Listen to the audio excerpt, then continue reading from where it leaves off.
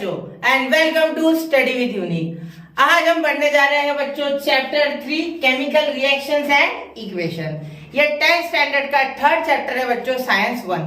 ठीक है, तो हम देखने जा रहे हैं केमिकल रिएक्शंस एंड इक्वेशन आज।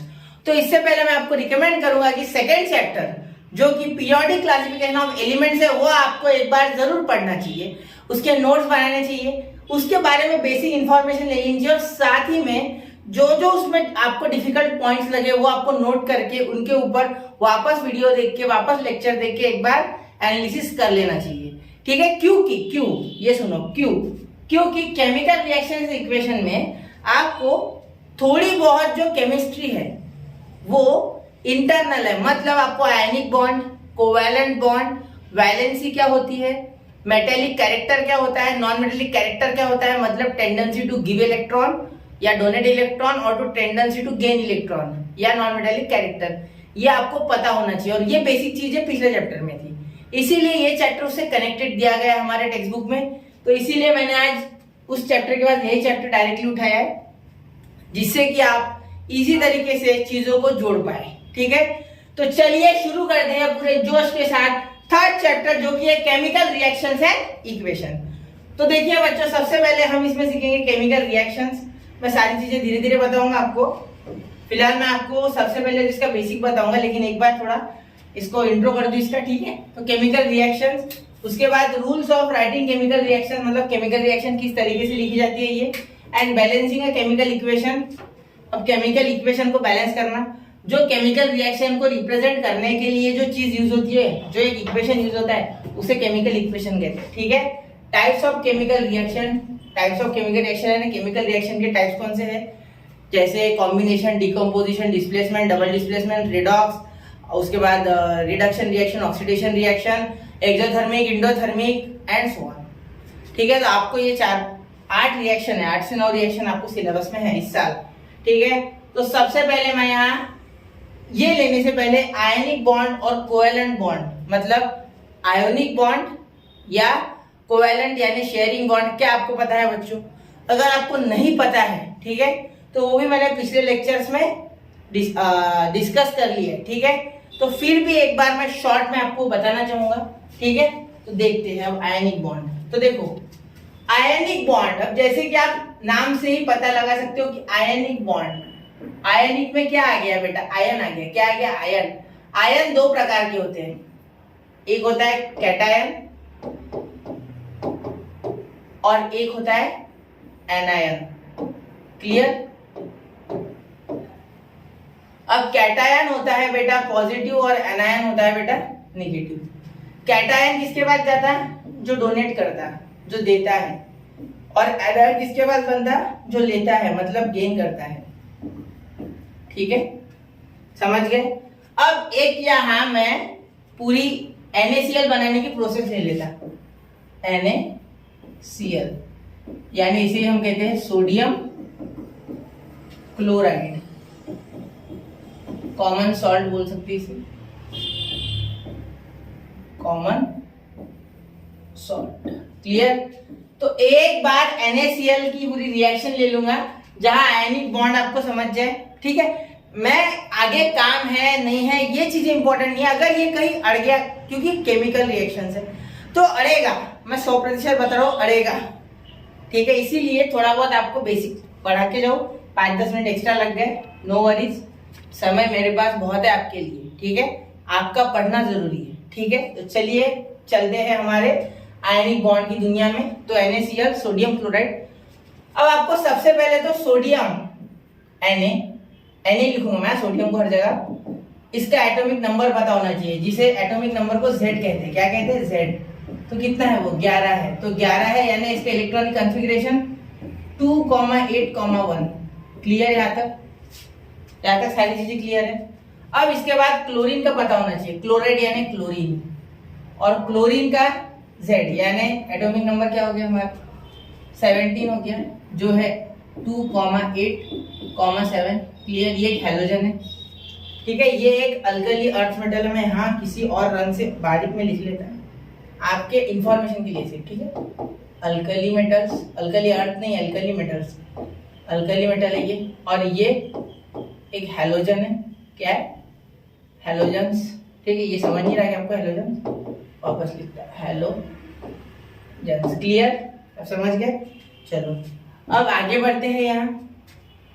तो सबसे पहले मैं अब सिंपल तरीके से बनाऊंगा, जैसे हमने बचपन में पढ़ा है ना, उस इजी तरीके से, कोई मुश्किल नहीं, कुछ नहीं, ठीक है। सबसे पहले मैं सोडियम का एटम बनाऊंगा, यहाँ बना लूं मैं साइड में बना लूं सोडियम का एटम। देखो सबसे पहले सोडियम बनाऊंगा,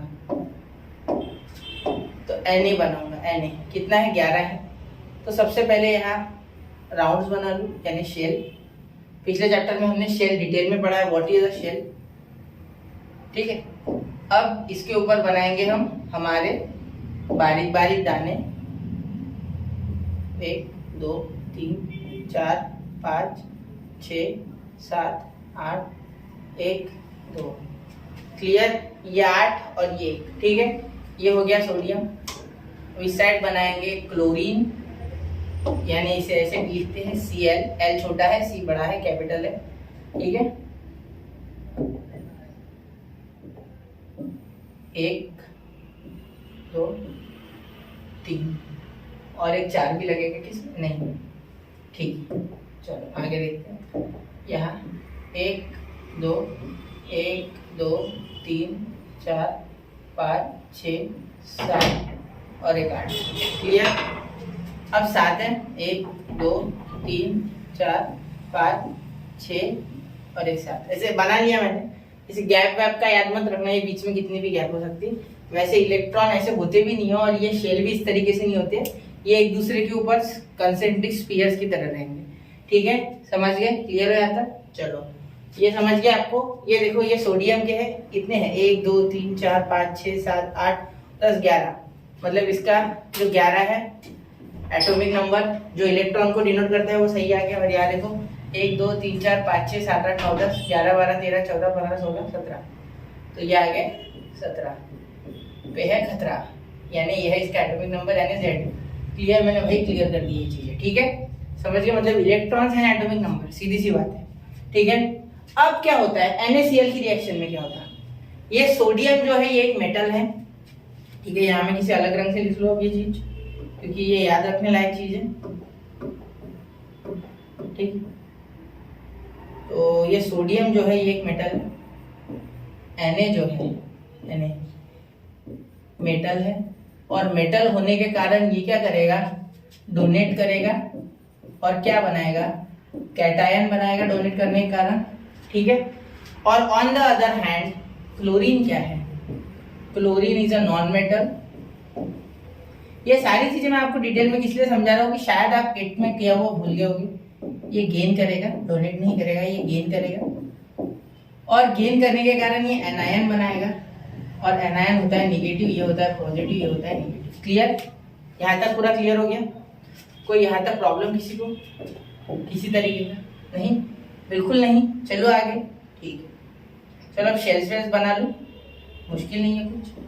चलो ठीक है, तो शेल बना लेते हैं, 1 2, ठीक है, क्लियर। ये मैंने यहाँ बना ही लिए थे, फिर से बना रहा हूँ। रिएक्शन में कैसे बनाते एक बार बताओ, ठीक। 3, मुझे कोई दिक्कत नहीं है बनाने में, टेंशन मत लो, प्लस जल्दी जल्दी बन जाएंगे। समय लग गया तो भी पढ़ने के लिए आया हो, समय लगेगा, अच्छी चीजें होने में ऐसे भी समय लगता है, ठीक। ये देखो अब 1 2 1 2 3 4 5 6 7 8, क्लियर। और ये 1, ये सोडियम का है, 1 2 3 4 5 6 7, ये किसका है, ये हमारे प्रिय क्लोरीन का, क्लोरीन, और ये बीच में 8 1 2 3 4 5 6 7 8, only for event distribution, 1 2, clear, यहाँ तक क्लियर है। ये लाल बिंदी क्या बना ली सर, चलो देखते ना, बना सब बताता कौन सी बिंदी है और कौन से रंग की, ठीक है, यहाँ तक पहुंच गया। चलो तो आगे बढ़ा देता आपको। अब देखो, अब इनके बीच में ये जो एक एक्स्ट्रा का है ये यहाँ कूद जाएगा, क्योंकि ये डोनेट करेगा ना, तो इसलिए यहाँ जो एक एक्स्ट्रा का इलेक्ट्रॉन है वैलेंस है यहाँ कूद जाएगा, क्योंकि इसे डोनेट करने की बड़ी खुजली है, क्योंकि ये क्या है, सोडियम है, क्या है ये, सोडियम है, क्या है ये सोडियम Na है, और ये क्या है Cl है, ठीक है। ये देगा और ये लेगा इलेक्ट्रॉन, ठीक है, समझ गए, ये देगा इलेक्ट्रॉन और ये लेने वाला, ये देगा और वो ले लेंगे इलेक्ट्रॉन, ठीक है। तो अब क्या करेंगे, तो इसके बाद जो फाइनल रिजल्ट आएगा वो देखो 2 बस, और ये 1 2 3, ये मैंने छोटा इसलिए बनाया शायद वहां नहीं माता इसलिए, ठीक है। तो ये साइज वेरिएशन सिर्फ यही हो रहा है, ठीक है, उधर नहीं होता है, ठीक है। 1 2 3 4 5 6 7 8, अरे नहीं 9 10 बचे ना, एक गया ना, एक यहाँ से कूद के वहां चले गया, क्लियर, बोला ना आपको, क्योंकि ये डोनेट करेगा, क्या करेगा डोनेट। और ये देखो यहाँ 1 2 3 4 5 6 7 8 हो गए इसके कंप्लीट, क्योंकि एक यहाँ का इसे धोखा देके वहां चले गया, इसने खुद ही दिया, क्योंकि इसके लिए ये वजन था फालतू का, क्योंकि इसे ऑक्टेट कंप्लीट करना था, अगर एक निकल जाएगा तो 8 वाला ही शेल बच गया, KLM शेल चलेगा उसका, तो K और L ही बचा, समझे। यहाँ M शेल में इसके कम था ना एक, तो एक आ गया उसके पास कूद के, हो जाएगा उसका काम। तो यहाँ अंदर 8 ही है, 1 2 3 4 5 6 7 8, ठीक है, यहाँ 1 और ये 1 2, बस हो गया, क्लियर, समझ गए यहाँ तक, कोई इश्यू, ठीक है। अब देखो यहाँ क्या हो गया, देखो ये है सोडियम और ये है क्लोरीन, क्या है क्लोरीन, तो ये क्लोरीन ने एक माइनस बनाया और सोडियम ने एक प्लस बनाया, क्यों, क्योंकि इसने एक इलेक्ट्रॉन इसके पास दिया और इसने एक इलेक्ट्रॉन इससे लिया, ठीक है। अब ये सेंटेंसेस में मैं लिख लेता हूँ एक बार छोटा सा, तो इसे उसके लिए मुझे थोड़ा सा छोटा करना होगा बच्चों, एक बार आप चाहो तो स्क्रीनशॉट निकाल लो, चलो आगे, तो इसे छोटा कर लूं, इतना भी छोटा नहीं करना था सर, दिख ही नहीं रहा आपको, ठीक है, चलो अब दिख रहा है, कोई इशू नहीं होगा आपको, चलो क्लियर। अब इसे थोड़ा लिख लूं, ब्लैक कलर में निकालो सर, हाँ ठीक है। तो देखो अब, तो यहां मैं लिख लूं कि सोडियम गेन्स, ये ऐसा बोल सकते, sodium donate electron and forms, FORMS मैंने क्या लिख दिया, फॉर्म्स अ कैटायन प्लस, ये आपने लिखा है, अभी इसका काम क्या है ये आगे पता चलेगा, donate electron and forms of क्या NaN, क्लियर, यानी नेगेटिव, ठीक है, समझ गया, इतना ही लिखना था, उससे ज्यादा कुछ नहीं, इससे ज्यादा काम ही नहीं हमें इस चैप्टर में, ठीक है। आयनिक बॉन्ड समझ गया आपको, क्लियर है, और ऐसे बहुत से एग्जांपल है, ठीक है, लेकिन मैंने कॉमन वाला एग्जांपल ले लिया जो जनरली होता है किताबों में, ठीक है। चलो आगे, ठीक है। अब देखो आयनिक बॉन्ड समझ गया आपको, आयंस बनाता है। अब एक कोवैलेंट बॉन्ड का सिंपल सा एग्जांपल ले लेता, कोई दिमाग वाला ज्यादा नहीं, आसान सा, चलो देखते हैं। तो ऑक्सीजन कैसे बनता है, ठीक है, मॉलिक्यूल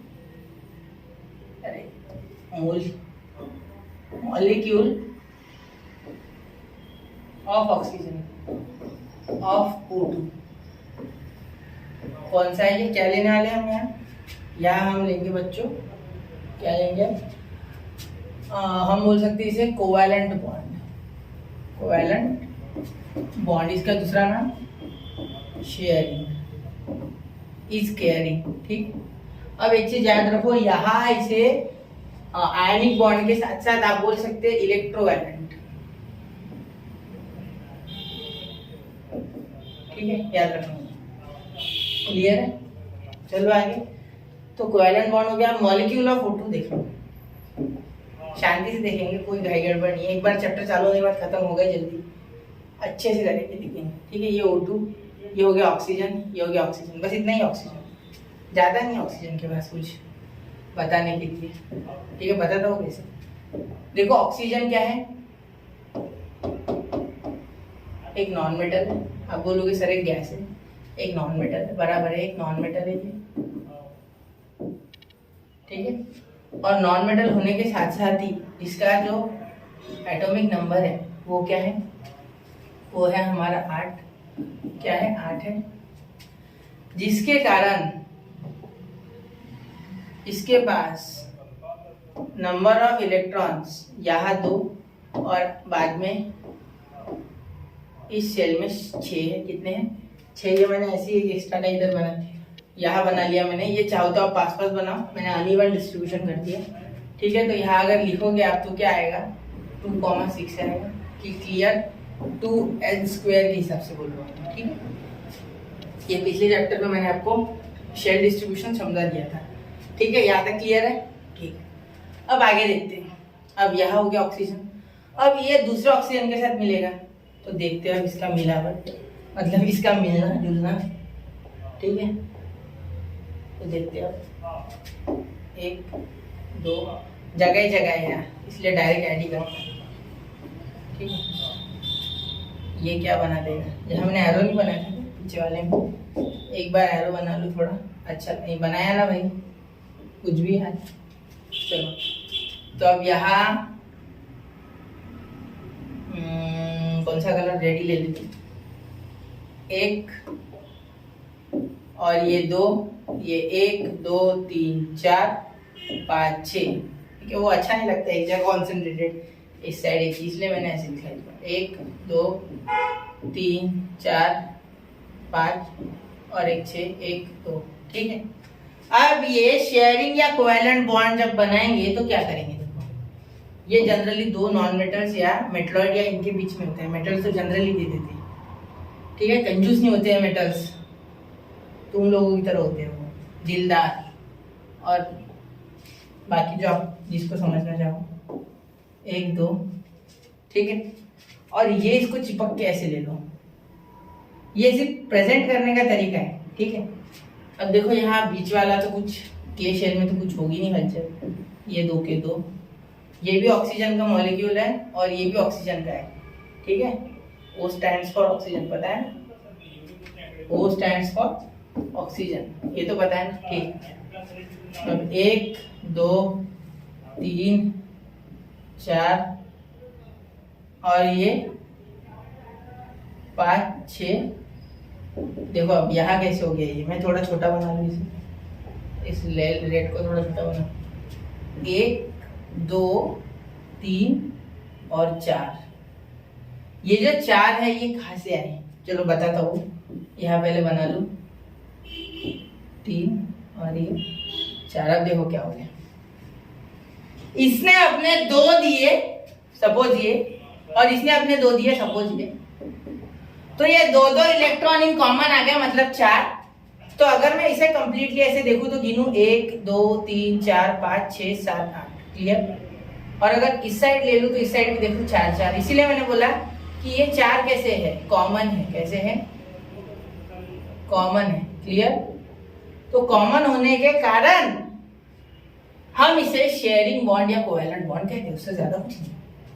ठीक है, तो ये बन गया हमारा O2। क्या बन गया? वहां बना था NaCl, यहाँ बना O2 का मॉलिक्यूल। क्यों मॉलिक्यूल कहा? क्योंकि ये सेम एलिमेंट है, दोनों एलिमेंट, मतलब ऑक्सीजन के साथ ही ऑक्सीजन है। ठीक है, अगर आप CO2 का बना लो तो ये हो गया हमारा कंपाउंड। क्या हो गया? कंपाउंड। ये पिछले चैप्टर में हमने समझा था। कंपाउंड यानी जब अलग अलग एलिमेंट्स कोवेलेंट बॉन्ड करते हैं या आयनिक बॉन्ड करते हैं तो उसे कंपाउंड कहते हैं, और सेम वाले करेंगे तो मॉलिक्यूल। तो ये हो गया हमारा कंपाउंड। NaCl भी एक कंपाउंड है। ठीक है, घर का कंपाउंड नहीं, वैसे कंपाउंड। समझ गए? क्लियर है यहाँ तक? कोई दिक्कत, कोई परेशानी? तो आयनिक बॉन्ड और कोवेलेंट बॉन्ड समझ गए हो? क्लियर है? कोई दिक्कत है कि इसमें? नहीं? ठीक है, तो चलो आगे देखते हैं। अब चैप्टर पे आते हैं। हम थोड़ा सा ले लेते हैं आज। अब इस लेक्चर की मर्यादा रखते हुए मुझे थोड़ा पढ़ाना ही है आपको। ठीक है, क्योंकि चैप्टर शुरू कर दिया है तो कुछ तो होना ही चाहिए। ठीक है, तो कैन यू रिकॉल, अब मैं आपसे पूछ रहा हूँ कैन यू रिकॉल। तो देखिए बच्चों, what are the types of molecules of elements and compound. तो एलिमेंट्स और कंपाउंड तो मैं आपको बता दूं, मोनो एटॉमिक, डाई एटॉमिक, ठीक है, ट्राई एटॉमिक, पॉली एटॉमिक। ठीक है, समझ गए? मोनो यानी 1, डाई यानी 2, ट्राई यानी 3, पॉली यानी उससे ज्यादा। ठीक है, अब what is mean by valency of elements? Number of electron in the last shell of element is called as valency of element. ठीक है, तो चलिए ये हो गया। अब देखो आगे, तो अब देखते हैं आगे। ये देखो, in the earlier we have seen compounds are form by chemical reaction of elements. इसके पहले के, ठीक है। तो ऑक्टेट कंप्लीट करना चाहते हैं सब जन, आपको पता है। देखो यहाँ लिखा गया है, chemical bond is attend and electronic configuration with to complete octet. बराबर ऑक्टेट रूल देखा था हमने, ऑक्टेट रूल यानी 8 इलेक्ट्रॉन्स होने चाहिए। लास्ट शेल में कितने, लास्ट शेल में 8 इलेक्ट्रॉन्स के लिए ये सारी जो दौड़ थी इलेक्ट्रॉन के बीच में वो इससे ज्यादा कुछ नहीं थी, इसके लिए थी सिर्फ, ठीक है। अब आगे देखो, chemical reaction some of the scientist in 18 and 19 century, मतलब उन्होंने कैरी किया। हमने देखा था कि 18-19 सेंचुरी में ही ज्यादातर हमारा जो पीरियोडिक टेबल वगैरह है वो मेंडेलीव, डोबेराइनर और हमारे जो न्यूलैंड ऑप्टिक इन्होंने रिसर्च किया था पीरियोडिक टेबल के ऊपर, जिसमें से मेंडेलीव का टेबल सबसे ज्यादा फेमस हुआ है, ठीक है, और एक्सेप्ट भी हुआ था। उसके बाद मॉडर्न पीरियोडिक टेबल आया जो हेनरी मुसले जी ने उस पर रिसर्च की थी कि एटॉमिक नंबर जो है वो फंडामेंटल प्रॉपर्टी है for chemical and what physical, ठीक है, केमिकल या फिजिकल प्रॉपर्टीज ऑफ एटम के लिए इलेक्ट्रॉन्स जो कि एटॉमिक नंबर से बनते हैं, ठीक है। तो composition of matter changes and that change remains permanent, सही है, परमानेंट हो जाता है। जैसे सपोज आपके यहाँ आप रिएक्शन कर रहे हो, ठीक है, आप क्या करो, एक बैटरी लो छोटी 12 वोल्ट वाली या 9 वोल्ट वाली, आपकी जो भी हो, नमक का पानी लो और उसमें डाल दो बैटरी, या बैटरी से 2 तार जोड़ के डाल दो, ठीक है। तो क्या होगा, उसमें से धीरे धीरे बुलबुलें निकलेंगे, ठीक है। तो वो एक साइड बुलबुलें हाइड्रोजन के निकालेगी, हाइड्रोजन गैस, ठीक है, समझ रहे हो ना मैं क्या बोल रहा हूँ। और एक साइड आपको वो पानी जो है बाद में वो हरा दिखेगा, क्योंकि उसमें से क्लोरीन गैस रिलीज हो रहा है, क्योंकि इलेक्ट्रोलिसिस की प्रोसेस हो रही है सोडियम और पोटेशियम, सॉरी सोडियम और क्लोरीन, इनके बीच में सोडियम और क्लोरीन। क्योंकि सोडियम और क्लोरीन मतलब हम सोडियम क्लोराइड यानी सॉल्ट जब मिक्स करते हैं इन वाटर, उस सॉल्यूशन को ब्राइन कहते हैं। क्या कहते हैं, ब्राइन, याद रखना, BRIN। इसके पहले पढ़ा है आपने, आपको याद नहीं है बस, ठीक है, समझ गए। चलो, और ट्रांसफॉर्मेशन ऑफ आइस या केमिकल और फिजिकल चेंजेस किसे कहते हैं वो दिया गया है, तो ये हमने इसके पहले पढ़ा है, ठीक है। अब देखो यहाँ, transformation of ice into water, ये फिजिकल चेंज है, बिल्कुल सही। Cooking of food, chemical change, बिल्कुल। Packing of fruit, chemical change. एक बार अगर आम पक गया तो वापस से बना सकते, केला पक गया वापस से कच्चा कर सकते नहीं, ठीक है। मिल्क टर्न इनटू कर्ड, नहीं, दूध से दूध नहीं बना सकते, रहेगा, chemical change. Evaporation of water, बार बार करूंगा मैं और बार बार पानी बनाते रहूंगा, फिजिकल चेंज। अरे का आ गया यहाँ है, ठीक है। अब digestion of food in stomach, chemical change, सही है, क्योंकि एक बार अगर हमने खा लिया खाना तो पूरा केमिकल चेंज होता है। हाइड्रोक्लोरिक एसिड होता है हमारी बॉडी में, अलग अलग तरह के एंजाइम्स होते हैं जो तोड़ते हैं बॉन्ड को, फिर सिंपलर सब्सटेंसेस में उसको डिवाइड करते हैं, जैसे protein, fats, carbohydrates, vitamin, minerals and so on, ठीक है। अब size reduction of naphtha balls exposed in air, this is also physical change, ठीक है, it is not a chemical change, याद रखना, सिर्फ वो हवा में चले गए, ठीक है, आयनाइज डीआयनाइज नहीं हुए, ठीक है। स्टेनिंग ऑफ शाहबाद और Kadapa tile by lemon juice, chemical change, क्योंकि एक बार अगर उसमें छेद गिरे या पीले दाग आ गए तो वो नहीं जाते, ठीक है। Breaking of glass object on falling from a height, physical change, क्योंकि ग्लास की केमिस्ट्री नहीं है, आज भी वो वैसा ही है जैसा था, ठीक है, शार्प रहता है वो, आज भी शार्प है, पहले भी शार्प था, ठीक है। तो यहाँ अब कुछ एक्टिविटी दी है वो हम अगले क्लास में देखेंगे। तो यहाँ मैंने आपको जो हमारा चैप्टर है केमिकल रिएक्शन एंड इक्वेशन, इसका मेन जो था आयनिक बॉन्ड और कोवेलेंट बॉन्ड, जो मुझे लगा लेना चाहिए था वो मैंने ले लिया, और साथ ही में पहला पेज की जो एक्टिविटी थी वो कर दी। अब बाकी कोई बोलेगा कि सर आपने केमिकल इक्वेशन क्या होता है वो बताना था या वो, तो वो अगले लेक्चर में आ रहा है और पूरे डिटेल में आ रहा है। मुझे लगा कि आपको ये आयनिक बॉन्ड कोवेलेंट बॉन्ड पता होना चाहिए, इसलिए मैंने बताया। तो चलिए मिलते हैं अगले लेक्चर में, ये बहुत ही बेसिक लेक्चर था, तो अगले लेक्चर में थोड़ा एडवांस लेवल का लेंगे जो आपका 10th स्टैंडर्ड का है। तब तक के लिए पढ़ते रहे, आगे बढ़ते रहे। जय हिंद, जय भारत, ऑल द बेस्ट।